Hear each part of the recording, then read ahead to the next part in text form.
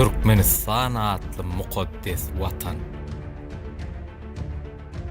Bir karar döwletde galkynny döwrüň.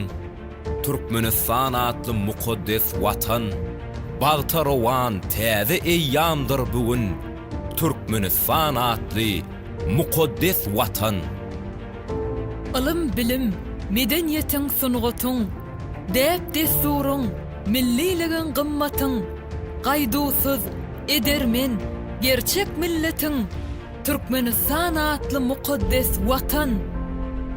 Öfen tehnologiýa, öfen şäherler, sen goýununda asudadyr seherler. Döränligin iň bir kämil eserden, Türkmenistan atly mukaddes watan. Arkadag serdarly bagtyýar ýaşlar, döwrüň galkynyşyn äleme burçlar, tuğa taqdim eder buýsançly başlar, Türkmenistan atly mukaddes watan.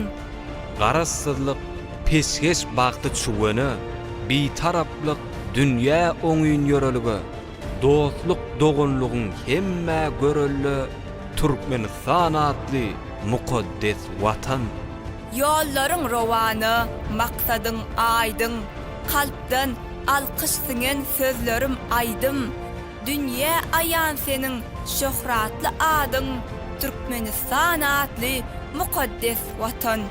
Anamdar gerdenni yurdun ykbaly, geljegi rowanlar halkyň ak ýoly. Arzularyň hasyl bolýan mekany, Türkmenistan atly mukaddes watan. Ömrümün manisi ir halkym diyen, ýaşlar öňe barýa arkadag bilen. Hederlerden bize miras bilinen, Türkmenistan atly mukaddes watan.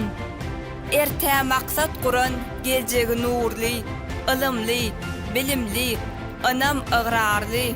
Peder ogly, arkadagly serdarly Türkmenistan atly mukaddes watan. Milli lider, kahraman arkadagymyz. Alkyş sile, şöhrat sile halkdan. Arkadagly, kahraman serdarymyz. Bugün sizin bilen biz seni bagtym. Türkmenistan atly mukaddes watan.